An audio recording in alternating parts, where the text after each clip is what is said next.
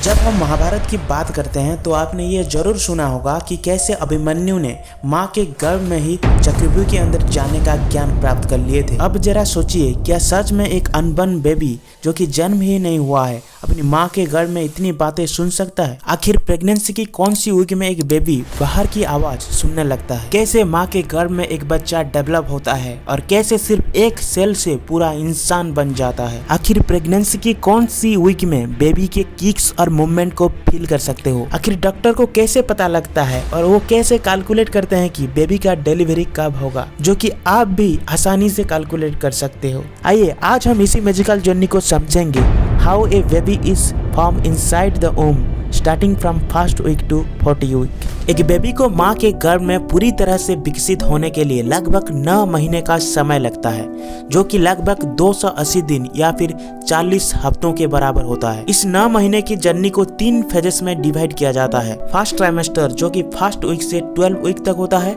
Second trimester जो कि 13 week से 26 वीक तक होता है और थर्ड ट्राइमेस्टर जो कि 27 वीक से 40 वीक तक होता है। प्रेगनेंसी का हर वीक को समझने से पहले आइए जानते हैं कि एक महिला प्रेग्नेंट कब होता है। सबसे पहले मेल के बॉडी के अंदर टेस्टिस स्पर्म तैयार करता है और फीमेल में ओवारिस एग रिलीज करता है। ये एग वेट करके रहता है कि कब मेरा स्पर्म आके मुझे फर्टिलाइज करेगा। जब वेट करने के बाद भी स्पर्म फर्टिलाइज करने के लिए नहीं आता, तब ये एग और गर्भाशय की लाइनिंग यानी यूटेरस की लाइनिंग टूट जाते हैं और ब्लड के साथ वाजिना के थ्रू बॉडी से बाहर निकल जाते हैं, जिसे मेंस्ट्रुअल पीरियड कहते हैं। अगर ये पीरियड्स आपके प्रेग्नेंट होने से पहले वाला पीरियड्स है, जिसे हम लास्ट मेंस्ट्रुअल पीरियड कहते हैं, और मान लो कि उसी पीरियड हुआ था 10 जनवरी 2024 को, तब इसी डेट से हम बच्चा पैदा कब होगा, उसका डिलीवरी कब होगा, वो हम कैलकुलेट कर सकते हैं, जो कि डॉक्टर हमें प्रेस्क्राइब करते हैं। मान लो कि आपका लास्ट LMP यानी कि लास्ट पीरियड का डेट है जनवरी 10, 2024। इसी डेट पे आपको 1 साल ऐड कर देना, तब होगा जनवरी 10, 2025। फिर यहीं पे 3 महीने को काट देना है, तब डेट होगा अक्टूबर 10, 2024 और इसी पे 7 दिन एक्स्ट्रा ऐड करने से हमारा एस्टिमेटेड डिलीवरी डेट निकल के आता है, जो कि अक्टूबर 17, 2024।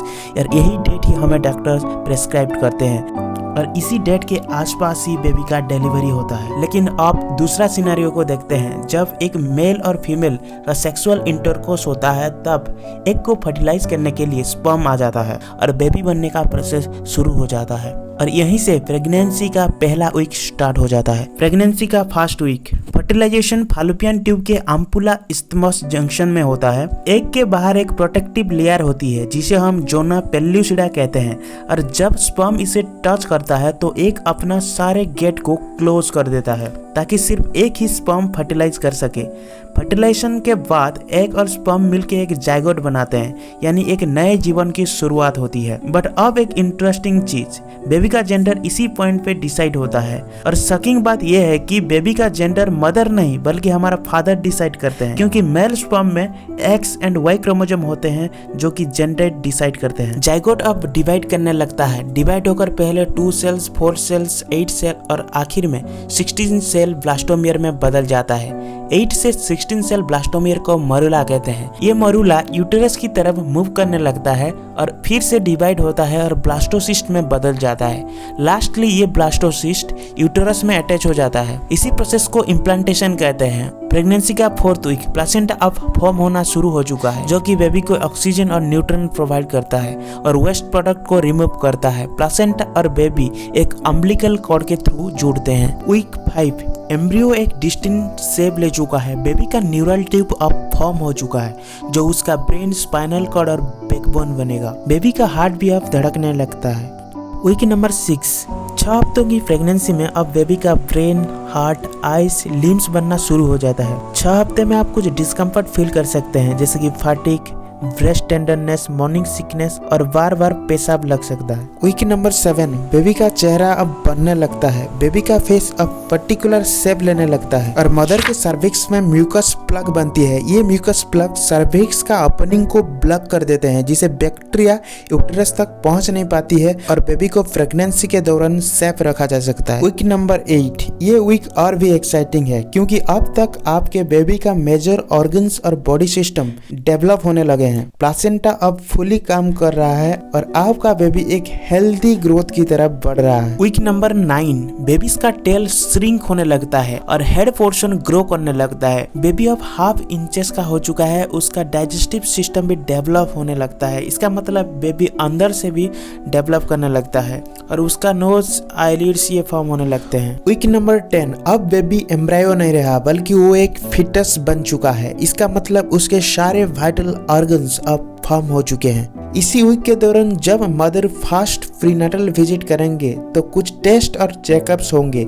सबसे पहले डॉक्टर्स मदर्स और बेबी की हेल्थ को चेक करेंगे, उसका हार्ट बीट भी सुनेंगे और ब्लड टेस्ट भी होते हैं जो ये चेक करते हैं कि कोई जेनेटिक या डिजीज रिलेटेड इशू तो नहीं है। इस विजिट के दौरान डॉक्टर मदर को इम्पोर्टेंट गाइडेंस भी देंगे और ये इंश्योर करेंगे कि माँ और बेबी दोनों हेल्दी हो। वीक नंबर 11, बेबी का वेट करीब 14 ग्राम हो चुका है। इस हफ्ते में बेबी का बहुत तेजी से ग्रोथ होता है और बेबी का चेहरा और जेनिटल एरियाज डेवलप होना शुरू हो जाता है। वीक नंबर 12, ये पहला ट्राइमेस्टर का आखिरी हफ्ता होता है और इस हफ्ते में बेबी का ब्रेन, वोकल कॉर्ड और किडनीज डेवलप होने लगते हैं। इस हफ्ते में मदर की स्किन थोड़ी ज्यादा चमकने लग सकती है। ये ज्यादा ब्लड फ्लो और हार्मोनल चेंजेस की वजह से होता है। वीक नंबर 13, जैसे जैसे बेबी बढ़ने लगती है तो माँ की टमी पर एक बेबी बम दिखने को मिलता है। अगर मदर को यूरिनेशन यानी कि पेशाब करते समय कोई दिक्कत फील हो रहा है यानी कि कोई डिस्कम्फर्ट हो रहा है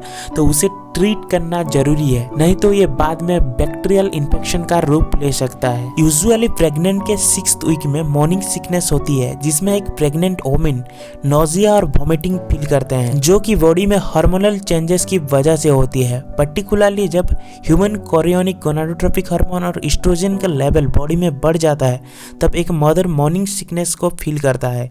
लेकिन 13th वीक आते आते ये मॉर्निंग सिकनेस टोटली गायब हो जाता है और मदर को से रिलीफ मिलती है। वीक नंबर 14, अभी तक बेबी के बॉडी के अंदर फैट लेयर कंप्लीटली फॉर्म नहीं हुए होते हैं, इसीलिए फिटस को इंसुलेट करके बॉडी का टेम्परेचर को मेंटेन रखने के लिए बेबी के बॉडी पर एक सॉफ्ट हेयर की लेयर फॉर्म होने लगती है जिसे लानुगो हेयर कहते हैं जो कि फिटस का टेम्परेचर को मेंटेन रखता है। अमूमन लानुगो जन्म से पहले ही जड़ जाते हैं लेकिन कुछ मामलों में बेबी इसके साथ जन्म लेते हैं, खासकर जब वो समय से पहले पैदा होते हैं जो कि जन्म के कुछ हफ्तों में गिर जाता है। अगर प्रेग्नेंट महिला 35 साल के ऊपर है या फिर स्क्रीनिंग टेस्ट से कुछ कंसर्न मिलते हैं तो आप अपने हेल्थ केयर प्रोवाइडर के साथ एमनियोसेंटेसिस के बारे में डिस्कस कर सकते हैं ताकि अगर कोई जेनेटिक एबनॉर्मलिटीज हो तो वो पहले से डिटेक्ट किया जा सके। वीक नंबर 15, इस हफ्ते में बेबी हल्के हल्के साउंड को भी सुनने लगती है और लाइट को भी फील कर सकता है। वीक नंबर 16 से 18 वीक के दौरान सेकेंड ट्राइमेस्टर की स्क्रीनिंग टेस्ट होता है जिसमें alpha fetoprotein, human chorionic gonadotropic hormone, estriol और कभी कभी इनहिबिन ए का भी लेवल चेक किए जाते हैं जिससे न्यूरल ट्यूब डिफेक्ट और क्रोमोसोमल एबनॉर्मलिटीज के रिस्क को एक्सेस किया जा सके। वीक नंबर 17, बेबी अब तक 5 इंचेस का हो चुका है। प्लासेंटा बेबी को न्यूट्रिएंट्स प्रोवाइड करता है और हार्मोन्स की वजह से ब्रेस्ट की साइज भी बढ़ने लगता है, इसीलिए मदर्स को सपोर्टिव ब्रास की जरूरत पड़ सकती है जो कि डिस्कम्फर्ट को कम कर सकेगा। वीक नंबर 18, इस वीक में बेबी की आंखें और कान डेवलप हो रहे होते हैं, इसीलिए बेबी बाहर की आवाज, माँ की हार्ट बीट, ब्लड फ्लो की साउंड को भी सुन सकता है और धीरे धीरे माँ की आवाज को भी पहचानने लगता है और बेबी लाइट को भी डिटेक्ट करने लगता है। अगर लाइट माँ की पेट में पड़ता है तो उसके रेस्पॉन्स में बेबी मूवमेंट करने लगता है। वीक नंबर 19, देखो जब एमनियोटिक फ्लूइड का प्रेशर कंटिन्यूअसली बेबी के स्किन के ऊपर पड़ता है तो बेबी का स्किन इरिटेट हो सकता है, इसीलिए इसी इरिटेशन से बचाने के लिए बेबी के बॉडी के अंदर वर्निक्स कैसियोसा नामक एक व्हाइट और वैक्सी कवर बनने लगता है जो कि बेबी को इस इरिटेशन से, एमनियोटिक फ्लूइड की कंटिन्यूअस इरिटेशन से बचाता है। इसके अलावा ये बेबी का जो स्किन है उसको सॉफ्ट रखता है और ड्राइनेस से भी बचाता है। इसी हफ्ते में बेबी का जो मूवमेंट होता है उसको मदर फील कर सकते हैं। वीक नंबर 20, अब बेबी का वेट करीब 300 ग्राम के आसपास हो चुका है और लंबाई 16.5 सेंटीमीटर तक हो चुका है। जैसे जैसे बेबी बढ़ने लगता है तो मदर की इंटरनल ऑर्गन पर धीरे धीरे प्रेशर बढ़ने लगता है। वीक नंबर 21, इस स्टेज में आपका बेबी एमनियोटिक फ्लूइड को निगलना शुरू कर देता है जो उसके डाइजेस्टिव सिस्टम को डेवलप करता है। Most of the nourishment placenta से आता है। इसी वक्त अपने हेल्थ केयर प्रोवाइडर के साथ कंसल्ट करके मदर सेफ एक्सरसाइज जैसे कि योगा, स्विमिंग और वॉकिंग कर सकते हैं। वीक नंबर 22, बेबी का सेंसेस अब डेवलप हो रहे होते हैं और वो टच को फील कर सकता है। इसी वक्त वो अपने हाथ पैर को हिलाते रहता है। इसी टाइम पे बेबी का रिप्रोडक्टिव सिस्टम मैच्योर होते रहते हैं, जैसे कि मेल में टेस्टिस और फीमेल में ओवारीज। इसी वीक में भी मदर ब्रैक्सटन कंट्रैक्शन को फील कर सकते हैं, जो जनरली हार्मलेस होते हैं। ब्रैक्सटन कंट्रैक्शन मतलब आपको ऐसा फील होगा जैसे आपके पेट टाइटन हो गया हो या फिर हार्डन हो गया हो। ये जनरली यूट्रस की कंट्रैक्शन की वजह से होता है। इसे फॉल्स लेबर भी कहते हैं, क्योंकि ये रियल लेबर से अलग होता है। ये कंट्रैक्शन कुछ सेकंड के लिए होता है और उसके बाद वो अपने आप चला जाता है। वीक 23, अब बेबी तेजी से वेट गेन कर रहा होता है और एक्टिवली मूव करने लगता है, जिसकी वजह से मदर को नींद में दिक्कत आ सकती है। तो एक साइड से सोने की एडवाइस दी जाती है, जो कि प्लासेंटा तक ब्लड फ्लो को इम्प्रूव करती है। वीक नंबर 24, इस हफ्ते में बेबी के कान का वो हिस्सा डेवलप होते हैं जो बैलेंस के लिए रिस्पॉन्सिबल होते हैं। इस वीक में मदर का ग्लूकोज स्क्रीनिंग टेस्ट भी किया जाता है। अगर मदर को जेस्टेशनल डायबिटीज का रिस्क हो तो वो डिटेक्ट किया जा सके, क्योंकि अगर इसे ट्रीट नहीं किया जाए तो वो बाद में कॉम्प्लिकेशन हो सकती है। वीक नंबर 25, इस हफ्ते में मदर डाइजेस्टिव इशू जैसे कि रिफ्लक्स को फील कर सकते हैं, जो कि हार्मोनल चेंजेस की वजह से होता है। छोटी छोटी या फिर फ्रीक्वेंट मील लेने से इसी डिस्कम्फर्ट से राहत मिलती है। वीक नंबर 26, बेबी की आंखें अब खुलने शुरू होता है और बेबी का वेट करीब 750 ग्राम की होती है। वीक नंबर 27, बेबी अब बिल्कुल उस तरह दिखने लगता है जैसे वो पैदा होने के बाद या फिर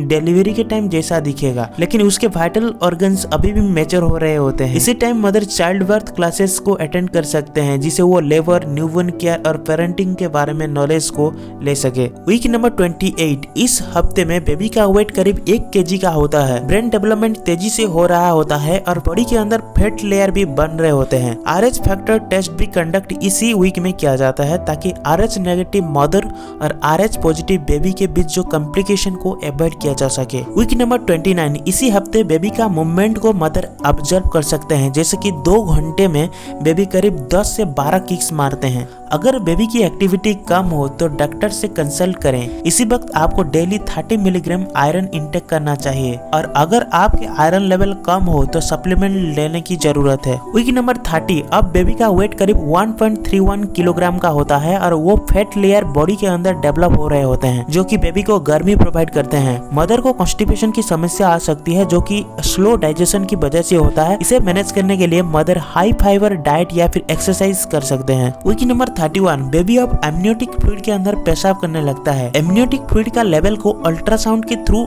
मॉनिटर किया जा सकता है, ताकि ये आंसर किया जा सके कि बेबी हेल्दी है और नॉर्मल ग्रोथ कर रहा है। अगर फ्लूइड का लेवल ज्यादा या फिर कम हो तो वो बेबी के लिए रिस्की होता है। इसी हफ्ते में मदर की ब्रेस्ट में कोलेस्ट्रम प्रोड्यूस होता है, जो कि बेबी के जन्म के बाद पहला दूध बनेगा। कोलेस्ट्रम बहुत न्यूट्रिशियस होता है और बेबी का जो इम्यून सिस्टम है उसको स्ट्रॉन्ग बनाता है। वीक नंबर 32, बेबी अब जन्म होने के लिए रेडी हो चुका है। इसी वीक में किसी किसी की प्री टर्म डिलीवरी यानी कि समय से पहले डिलीवरी हो सकता है। वीक नंबर 33, बेबी का ब्रेन अब रैपिडली डेवलप हो रहा होता है और वो अपने सराउंडिंग को फील करने लगता है। बेबी का लंग्स अब तक फुली मैच्योर हो रहे होते हैं और वो ज्यादा वेट गेन कर रहा होता है, जो कि उसका प्रोटेक्शन के लिए जरूरी होता है। वीक नंबर 34, इसी स्टेज पर आपकी बॉडी में कैल्शियम की जरूरत ज्यादा होती है, जो बेबी के बोन डेवलपमेंट के लिए एसेंशियल होता है। बेबी अब डिलीवरी के लिए पोजीशन में आ जाता है और आपको इसी हफ्ते में फैटिक फील हो सकती है, इसीलिए रेस्ट लेना इंपॉर्टेंट है। वीक नंबर 35, बेबी का मूवमेंट अब स्लो हो जाता है, क्योंकि गर्भाशय के अंदर अब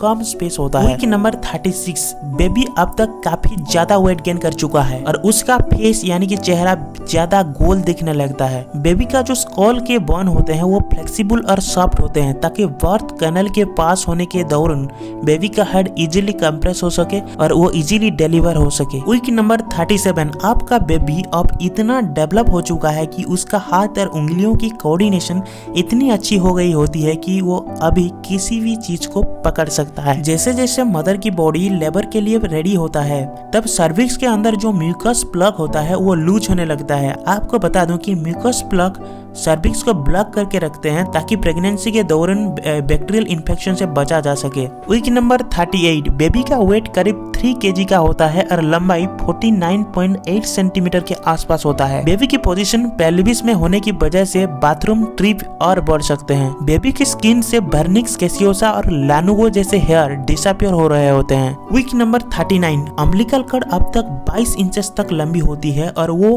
कभी कभी ये बेबी के नेक के अराउंड रैप हो सकती है, जिसे सी सेक्शन की जरूरत पड़ सकती है। और लेबर के कुछ साइन जैसे ब्रैक्सटन कंट्रैक्शन या फिर एमनियोटिक सैक का रप्चर हो सकता है। वीक नंबर 40, बेबी अब तकरीबन 3.4 kg का होता है और बेबी का डिलीवरी कभी भी हो सकता है। अब आपको पता होगा कि प्रेगनेंसी का हर वीक कितना खास होता है और ये सफर सिर्फ एक माँ के लिए नहीं बल्कि पूरे परिवार के लिए एक खुशी भरा अनुभव होता है। अगर आप या आपकी कोई जान पहचान इसी फेज से गुजर रहा हो तो उन्हें सपोर्ट करना मत भूलिएगा और रेगुलरली चेकअप के लिए डॉक्टर के पास जाइएगा ताकि अगर कोई प्रॉब्लम हो तो उसे पहले से ही ठीक किया जा सके। इस वीडियो को बनाने में बहुत मेहनत लगी है, तो दोस्तों इस वीडियो को लाइक और शेयर जरूर कीजिएगा और हमारे चैनल को सब्सक्राइब करो ताकि ऐसे ही इंफॉर्मेटिव और एंगेजिंग कंटेंट मिलता रहे। मिलते हैं नेक्स्ट वीडियो में, तब तक के लिए keep learning and take care.